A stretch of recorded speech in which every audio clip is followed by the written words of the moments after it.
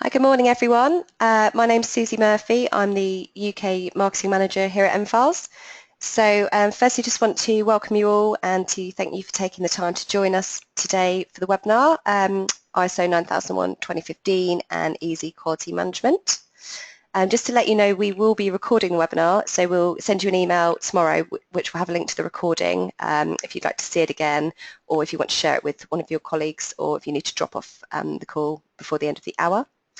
And another thing to note, in the handout section on the right, you can download a copy of our white paper on the same topic if you've not yet had a chance to do that from our website. So I'll just run through a quick agenda of what we're going to be covering within the next hour. So firstly, we're going to take a look at the challenges around quality management and then highlight a few of the key changes in the latest version, what these mean to you and how you can take steps to make sure that your transition is as smooth as possible. And then we'll go into a quick introduction to MFARS QMS and run through some live demos for you as well.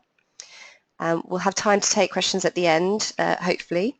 So if there's anything that you would like to ask as we go through, just fill it in the question box on the right and we'll try and answer it for you.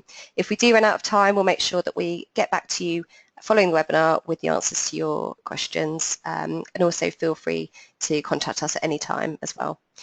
So now I'm going to hand over to my colleague Yanni Ratu, who is our Senior Compliance and Security Manager at MFARS, who will be hosting the webinar for you. All right, thank you, Susie. So I would like to begin in explaining a little bit why quality is so hard to measure.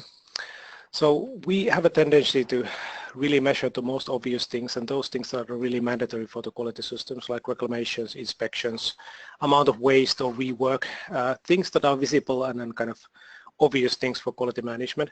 But there are also a lot of other things which cause friction, hassle, confusion, and lost opportunities in the organization. There can be lost sales, excess inventory, lost loyalty, documents that you can't find, time spent for looking for information or confirming that you have the right version or right document in hand. And these can cause indirect effects to the quality system and to the process efficiency. And with those effects, you also create new risks which can be hard to prevent or measure or put a price on. Then we all have limited resources with the quality management systems, and we have to think wisely where we spend our money. And if you agree on the previous slide, so we tend to measure the most obvious things, and of course we focus our quality efforts also on the reclamations and correcting things that have gone wrong. We tend to correct items and spend most of the resources on the most expensive parts. So this is a typical example, 110-100 rule, where you first check your actions before taking the actions. So that's relatively cheap checkpoint, so €1. Then you can spend some money for the correcting the error, for example, doing the assembly or after the assembly line. That's €10. Or finally, the most expensive one is really after you've received the customer reclamation. And so the conclusion is that the preventive measures are always cheaper than the corrective ones, but we still tend to spend most of the quality resources usually to the corrections and the most expensive items. So if we would be able to reduce the amount of the most expensive corrections, we would save money for the preventive measures, and we would allocate more resources on the prevention items. But like I said, they can be very hard to measure and find in the organization. And one of the reasons for this is really the differences between different quality management systems, organizational structures, and also the tools and information management systems used. So on the left-hand side, I have a model of very traditional quality management system, and on the right-hand side, I have a very modern quality management system which happens to run MFARS as well. So on the left-hand side, this quality management system tends to be based on paper-based final inspections. It reacts on reclamations and uses a lot of forms to communicate the information across the organization. The risk management is a separate function, so it is done annually. It is analyzed based on the documentation, Excel sheets, and so on. And the quality involvement is detached from the process and connected to the production in a very limited way. In another quality system, you have seamlessly integrated the quality aspect to the production operations. All the preventive measures and checks are built in, and the quality management is really risk-based, and the actions and the data management is also real-time. And all the information is really available for anybody who needs to have access to the information real-time, and it's part of the quality management. So we're two very different kinds of approaches to the quality management systems. And now we actually come to the main topic, which is the ISO 9001:2015, and this is a summary of a few of the major changes with the standard. So first of all, the Annex SL unifies the ISO family. So you can now start from ISO 14001, for example, and then continue to build up the quality certification, the 27001, ISO 9001. You have the same titles and same major things, audit management, CAPA, and so forming the basis of your quality system. The processes are more audited based on the results instead of actual defined structures. So you have to define what are the results, what is the intended outcome of the. There's still a very strong focus on the ISO 9001 to the processes. And one of the other changes, the fundamental update, is the change of documents and records, which has been now replaced with documented information. And we see this as a kind of embracing the modern information management ideology, which is moving away from the traditional documents and kind of Excel sheets which are locked and versioned and accessed very infrequently, and moving towards the future, which is more agile. So we have objects which contain real-time information, which are of course still protected, and the information is more granular. It's not compiled on large documents anymore. Of course, you can extract the information to be document-based if you need to. And then the risk management, which is really heavily now focused to be part of the processes and part of all operations. And based on our own experience, so we recently received the updated certification from 2008 to 2015. These are the main steps for the transition from the old standard to the new one. So first, of course, review the new standard and perform a gap analysis. So see which sections or which elements are new to your organization and see what you need to do to receive the new level of quality management system. For example, we identified the external internal issues which we need to kind of identify for our strategic goals. We identified and listed the interested parties, and we enforced our risk management to cover all operations. And the way we did this was, instead of the documentation approach, we created objects and then embedded these to part of our quality and business processes. And then, of course, you need to review your information management practices. So the information needed for the risk management, for example, or the identification of the external internal issues is available for those who need it. Then, of course, you have an action plan now, so you should plan the changes and allocate the necessary resources for those. And while you are doing it, of course, it's wise to check if your current quality management solution is adequate still for the new certification. If by investing to a more modern quality management system, you would actually gain some business value also. And of course, the risk management implementation to the processes. Is it kind of annual or semi-annual exercise, or is it actually part of the ongoing operations? And then, of course, executing the changes and finally auditing the process with the certification body. So MFAS and quality, I think it's a fairly good match. We use our own products internally, and what I have seen is that the information really is available for all real time and as needed, and I can show you a few examples as well. we claim that you are able to improve your efficiency and therefore also customer satisfaction by reducing the amount of confusion, helping people to find the data. Also define clear roles and responsibilities via the metadata structure. So for example, audits can have named owners and any objects can be forced to use certain structures, therefore also having a mandatory set of data like owners when they are created. And as a kind of side product also, with the better improvement, better abilities for the information management, you will gain improved abilities to measure and find kind of indirect quality issues, those that I mentioned right in the beginning, and take more preventive actions. So allocate more resources from the corrective actions to the preventive side. And this all will make the internal external audits more easier.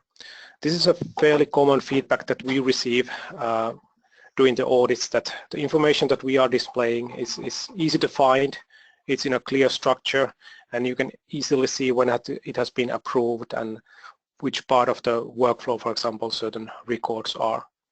This all makes reporting also a lot easier. So mFARS solutions. So today we are talking about the quality management system, but in addition we also have other solutions available. So we have sales and customer relations, maintenance, asset management, contract management, project and personal management systems. And these all are based on the mFARS kind of document management platform or information management platform. You have separated vault areas where you allow people to work together with a set structure, but you can also replicate the information and migrate the information from one vault to another. So same information can be used in all of the vaults if needed, for example, personnel information. And this is the typical starting point for the mFARS system. So I will show you the demo as well, but here you can see an example how the information is grouped. Audit management is grouped together and so on. Risk management is visible over here, but it doesn't matter where you actually start your work. The same information can be viewed from any angle and any personal role as needed.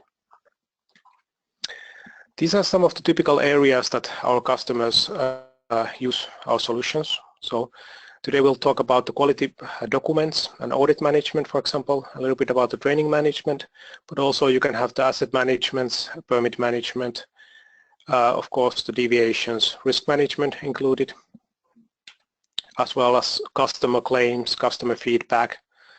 You can manage your suppliers, their claims and feedback, or any kind of internal feedback. And finally, you're able to summarize everything with reporting summaries and metrics. And this all will help you to find those areas where you might have bottlenecks for your operations or processes. All right, I think I'll switch screens now and I'll show you the system. So just a second.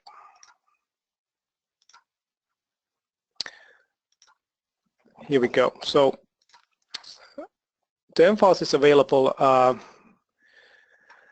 via network. It looks like a network drive basically, and here we have different solutions of mFARS, and one company could use all of these, and then people could work within their dedicated vault and still share the information across the vaults. So we'll start with the document management.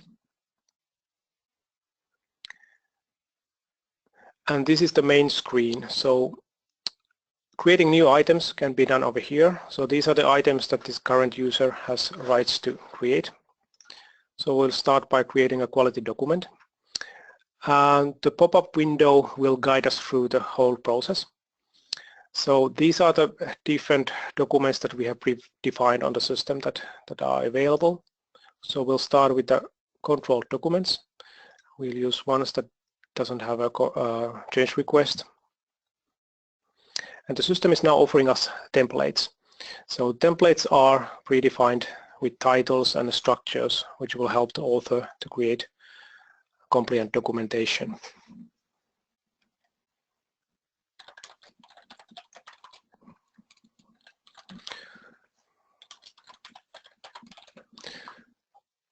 So we'll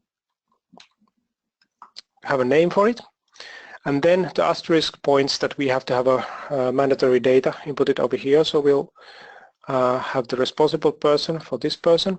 And now when we identify the demo user, which I am, for this position, it already suggests us that because it knows the person, the department, and the function the person operates, if the same values could be used for this document as well. I think this is fairly accurate, so I'll accept that.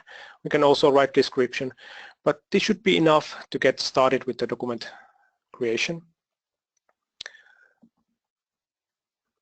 So now it will move to Word, because this was a Word template.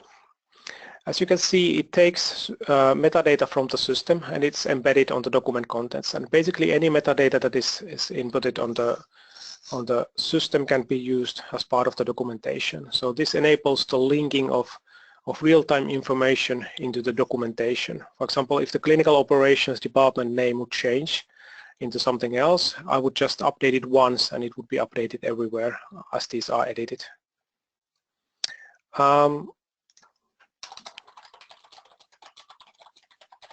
We'll type in something. All right, so this is the current template. We'll close it. And the system now asks, of course, if you want to save the changes, but it also asks if you want to check it in. So I'll agree now. So it was reserved for me, but it's no longer just for me. So you can find the document on the document work area or recently accessed by me area. So we'll take a look at it now. So it's over here. So the metadata structure has changed a little bit. So it needs now a little bit different set of information than previously. And the workflow state, which guides the document from draft into an effective document, is now my draft. So this is personally reserved for me. So nobody else can access it at the moment. And everything you see can be customized. So this is a kind of a educated guess of the typical quality functions. So we'll start placing some information because the system will otherwise let us know that it won't accept the changes. We can leave one metadata not filled to show you the controls built in. All right, so it's still my draft. We'll save the changes. And now we'll put it to collaboration mode. So now if I would have typed other authors over here, they could also access the document and start working to get it finalized. All right, let's see if I can put it for review. No, it gives me an error. So the reviewers shouldn't be empty, of course. If I want to allocate it to someone, I should allocate someone. So I'll just use one user for this demo to make it faster. We have a fairly limited time. So we'll put it for review. Here. All right, so now it's on review and it's allocated for me. Over here we have shortcuts. One of them is assigned to me. So I have an assignment over here. This is my to-do list. So all the things that the system would like me to do are shown over here. So it seems that I need to do something for this document, which is review. And I don't necessarily even need to open it. I can also kind of use the preview window just to see that it's okay. It looks fine. So by marking this assignment complete, I'll just acknowledge that I have done necessary review. All right, then we'll go back. So after all the reviews have been completed, and now they have, it goes to another phase, awaits content approval. So this was an automatic state transition, so nobody had to invest any time to promote it onwards. And the system can also measure that if, for example, you want only one person to approve it, that's fine. If you want all 5 or all 3, all 2 to agree on it or complete the task, that's also fine. So it can be configured different ways.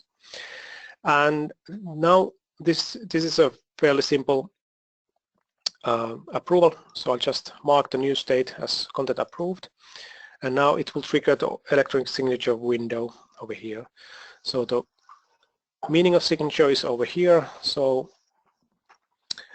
this is what I commit to, and it's linked to Active Directory. So I'll use the passwords.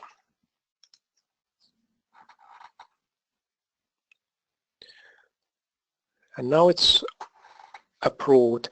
And once again, it's assigned for me, and I can also see it over here. I could also go to the assigned to me, view, and now we'll authorize it. So you will see the change. So the meaning of signature has changed. Now I'm actually authorizing the document. And of course you can build in the controls that not one person can do all the steps if needed. So when I'm talking about the built-in quality controls, these are really things that the organization can define, so the system will adapt to their processes. And you can get the best benefits out of the system as well.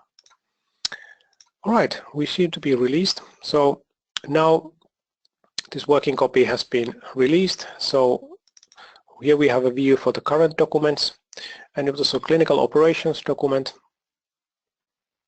So we'll open at that view, and you can see that the system is still converting it to a PDF, which should be finalized in a while. Here we go.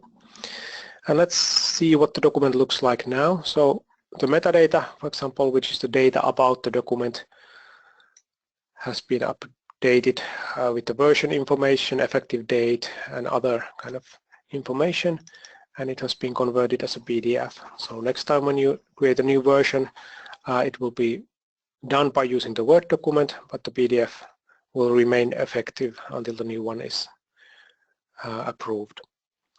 So as you can see, we can also do watermarks. We can print any metadata from the system and process the PDF quite versatile way. Here we have the signatures. For example, the meaning of signatures over here. The system can pull out my title information from the system, and you will have the timestamps and other things. And the system is designed to be FDA 21 Part 11 compliant for the technical features. And here we have pretty much all of the metadata from the system embedded also to the document. This is not necessary, but it's for the demo purposes. And now the question usually is that if I need to read the document, how do you manage the training? So we use learning rules. For this document, I'll approve that I'm now the responsible person as well as I was the author. We'll set that this needs to be reread every 3 years, for example. And if there are no changes to the document. And the retrain period is 30 days. And the learning rules also can have a approval workflow. So you can try out and you can see how certain rules would work. So I'll approve this one. And of course, one of the things that I kind of didn't mention is that the rule can be based on country, job role, location, really large set of different metadata that you can guide the learning towards certain country, certain role, or combination. All the managers, all the sales personnel, and so on can be forced to read the document. But I'll set the document to be trained. All right, and now it will go across the system and look for those persons that match the rule setting and force the document to be read. Once the persons kind of reach the assignment, they are able to complete it, and the system will ask for the e-signing as well. Then the other topic was quality audit management.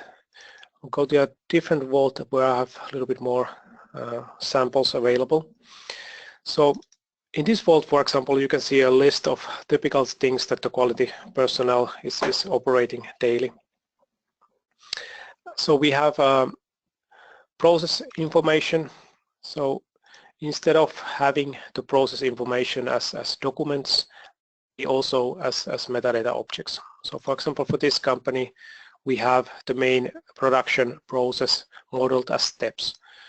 So all the process items they can have authors, they can have change control, and then you can define risk rates, regulations that they are affected. And all the main steps, for example, can be captured as objects. And you can point to certain regulation clauses, for example, to these objects. And this will help you to kind of structurize your operations and link the documentation, risks and other things to the process steps and to the relevant information to help it to be found. So what I've noticed personally is during my career that once you have a very long document, you tend to have a lot of those documents actually, finding the information will become harder when you're a new person. So the old employees tend to know these things even without the documentation, but when you're new and you want to train a lot of people, this really helps to kind of focus the information and link relevant pieces of information together. So for example, over here, for the assembly process, I'm opening relations now. I can see that all the assembly information are available here as SOPs, which are approved and so on. And you could even have a view where you have just, based on your role, your process SOPs and policies and information. So this is the way it has been structured. And like I mentioned, the risk management is now part of the new ISO. It's also easy to map the risks to the process steps to show that you have done evaluation, you have either approved on certain risks, you have allocated preventive measures, other things to the process information and evaluations. All right. So these were the processes, and then I think we can go to the audits. So audit management, you can start with audit plans, for example. So for this company, they have an internal audit plan 2014, and you have a lot of items for the annual audit. And the way they are created is that you have a owner object, which is the audit plan, which also is being approved, and then you have the individual audits, which have their own workflows. So for example, you can have them scheduled while you do the approval of the internal audit plan for the year, and then they are progressed and completed during the year. And for the planning purposes, we can have different ways to display the information.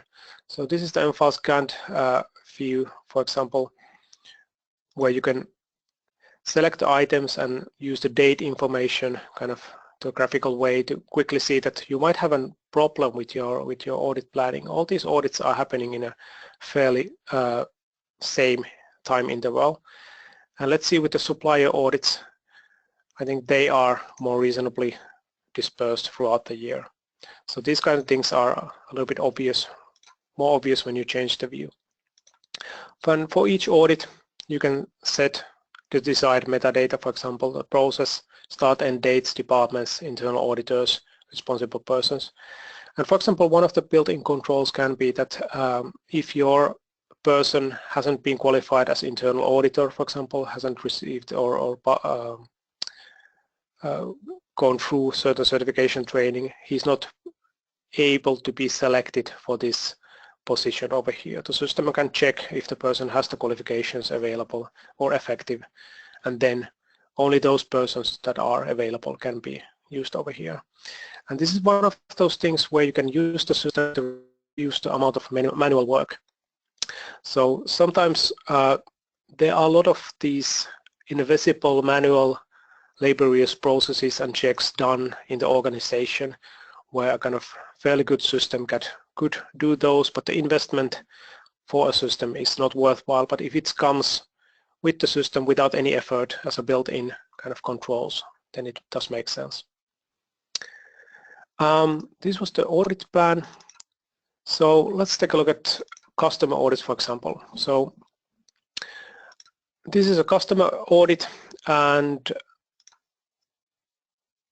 over here you will see the typical information. They are evaluating internal production process. There's a responsible person allocated, and this seems to be an important customer for us. So now, before the audit, it would be really good to know what kind of relationship the customer has with us. And the information can come from other sources. We have a lot of information to ERP systems, Salesforce, customer relationship management systems, and other information management systems which can feed us the information that is relevant. So for example, this information could easily come from another system. We'll take a look at it. This is a German customer. Let's see what they have been shipped for, coming from another system once again. They have done two purchases, and let's see what they have purchased from us. So here are product items, for example, with serial numbers, and they have an older product. So it seems to be this product over here. And let's see if there's anything funny about this product. Oh, there are a couple of risks. And there is one risk that actually is identified. So the product is missing 50% of the necessary documentation. So this is a good piece of information before the audit. So if they start asking about the product documentation, for example, and they have been using this product, so I know a little bit what to prepare for. And of course, meanwhile, I can also see that there has been one reclamation for this particular product, and it has been done by this customer. So it's also a kind of important information.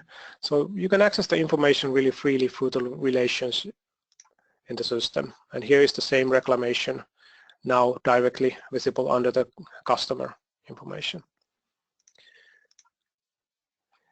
And then the audit has been ongoing. So let's see, we have done a few audit findings, and for those we can set the severity, we can set the responsible persons for those, and they have their own workflows. Corrective and preventive measures are now linked to the audit and audit finding, of course. So if I would create a new audit finding over here,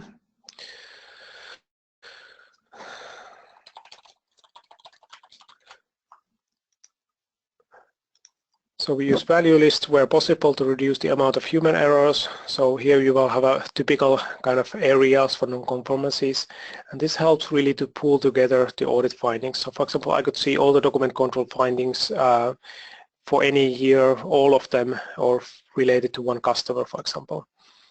And related audit, so this was a customer audit, so I just need to type in a few letters and it will get me to the customer audit. The responsible person for the finding could be the same as for the whole audit, that's fine. And then severity, let's say this is a recommendation.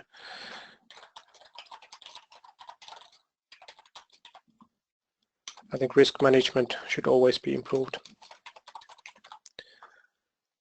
Here, and then we can just save it over here. And I'll just refresh quickly. So here we have the audit finding, and then you have the workflow. You can set it for root cause analysis, and it's assigned for the person who is responsible. And then for the corrective measures, we could also do one for that.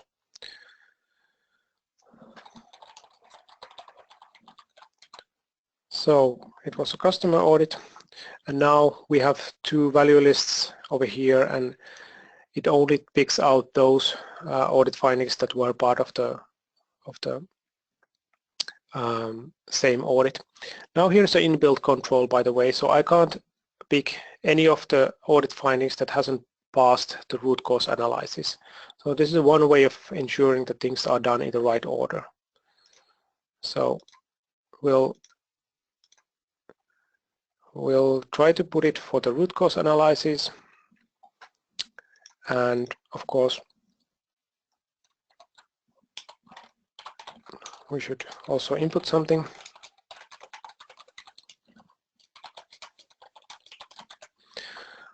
We'll claim it's a new item, and now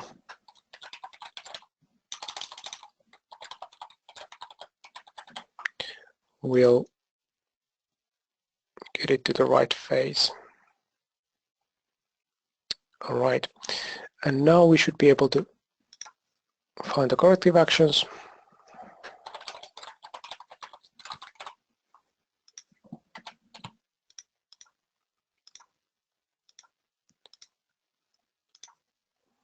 There we go. And the location is also picked up from there, so less typing for this.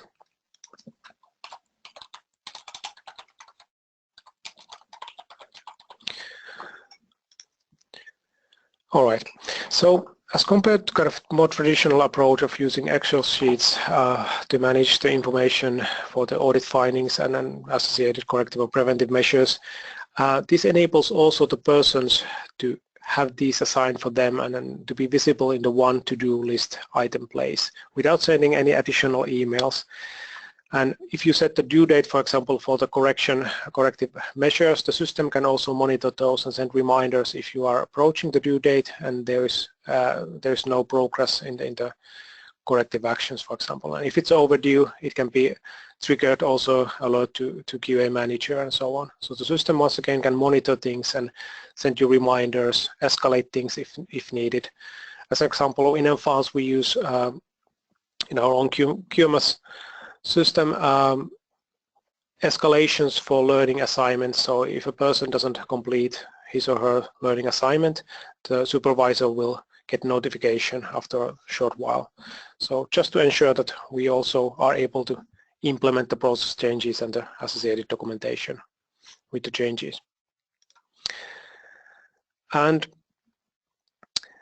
another thing that I would like to mention together with the audit management is the regulation management. So the external objects can be also created to the system and split it into regulation clauses. I think I mentioned something already in the beginning, but this will also help to relay the information about the regulations and their effect to the processes and where they are relevant across the organization.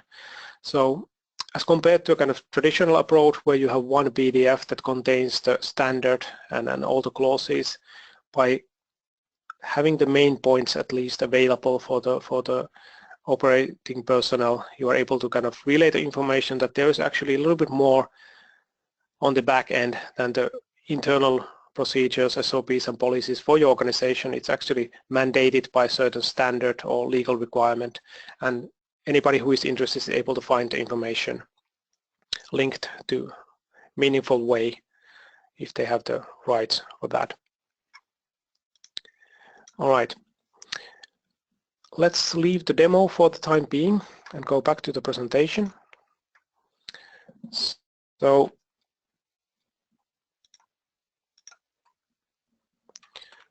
unfortunately I had to review the slide deck a little bit.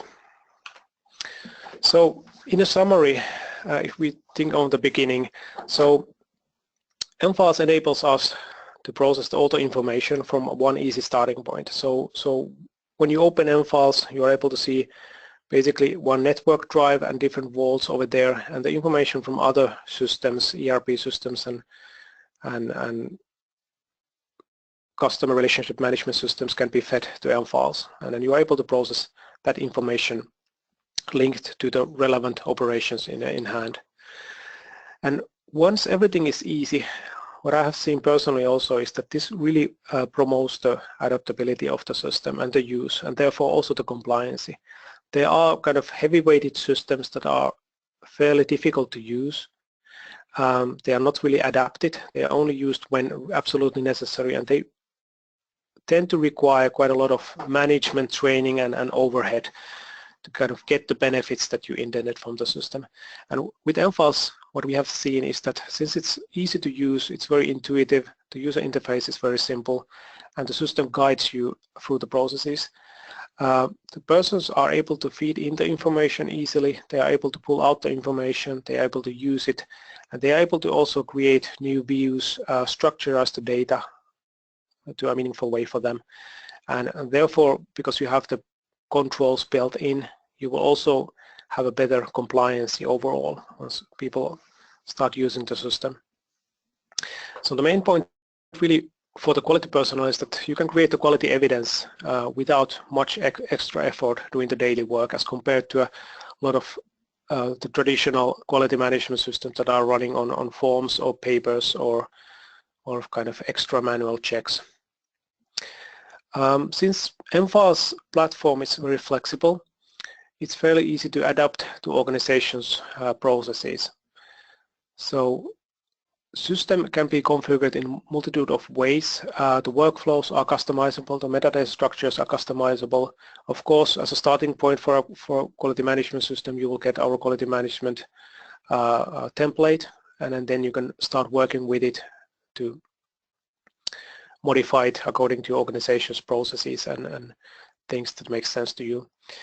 And while you are doing it, a lot of the customers have noticed that these areas can be also kind of charted. If you have a working solution for these, or you don't, or the solution is updated and should be updated, but there are no resources. So M-Files can be used with the same set of licenses with some extra work to get a solution in place where you didn't have existing one. And also the reporting is made a lot easier once you start putting the information in the same place. All right, so I think I've reached the end of my presentation, so I think it should be time to move to the questions. Have we got any, Susie? Yeah, thanks, Yanni. We've got a couple of questions, so if we just run through these now, and then if anyone else puts any in the question box, we can get to that at the end. So first question then, what are the benefits of moving from using documents to M-Files objects? Oh, all right, so this is a good question. So this is really the kind of the main point. So let's say a company has a lot of documentation which contain things that are static, but they shouldn't be static. So they can be audit findings, things that are should be updated frequently, risk management information, HR personnel files, and if they are done via documents, they are versioned, they are approved for use. There's a certain threshold to start to update a document for very small change. For example, if you just want to update a risk grade for one value, for example, and if you have an Excel sheet that has been approved by somebody, you tend to kind of pull these together and then have one workshop or one day when you update everything. So first, of course, you have to collect the information, you have to time it, you have to schedule all the personnel to be available for that update, and so on. And that's quite a lot of extra work for very small things. But if you kind of move to the object-based model where you have these as individual objects where people have access to those, they are able to modify them if they need to, that really lowers the result of starting to do the updates, and the information overall is more up-to-date. And of course, you can still use documents, so by no means you shouldn't just use documents. I think the main difference is really on the availability and updatability of the information. For really long narrations like SOPs or policies, documents are still the best things that you're able to follow those, but to create structures and have a frequently updated information, I think the object model is clearly a lot more efficient. Great, okay, thanks. And another one, how does M-Files QMS work with forms? All right, so that's a good question as well. So I think I mentioned somewhere that forms are fairly frequent. So let's say you have a typical form where you initiate some kind of change. It can be change. So we use objects like this over here, and they can have different classes. So you can have a change requesting for an update of a document, creating a new document, for example, translation, doing a process change, modifying a process, a property, for example, somewhere, correcting an error, hiring a new employee, or things like this. So we can just create one, and then once again type in the metadata. And as compared to forms now, these offer the benefit that you can use the system to, for example, reroute these. So if it's a major change, the workflow can have a very different approval condition. So no, basically human interaction is needed for the initial evaluation and a kind of secretarial work to evaluate who should be the next person receiving this. So objects are created, and also the system could also evaluate that supplier changes will go to QA, personal changes will go to HR, and so on. So there is less human error issues over here. And if you're not happy with the objects, you can also use traditional documents. So forms can be still stored on documents, and we can even include a barcode to the documents, which can be used when they are scanned in if you need the original signature, for example. And based on the barcode information, the scanning software and files together are able to kind of put this to a right workflow and then return it to an electronic document management process. Okay. All right. One final question before we wrap up, and as I said, we'll contact everybody with the answers to any remaining questions. Is it possible for you to show us the training module and how an individual or their superior would track the training completion? Yes, certainly. So I think over here I should have a little bit more. Training is over here. So for example, if we start from myself, so my learning would be over here. So here we can see this is a learning rule, and this is point to external document that I should read. And of course the reading can be done by opening the document or just reviewing it over here. And then if I want to complete this, I can just, well, this doesn't seem to be effective, so I can just complete it like seen. And then going to the supervisor role, so let's say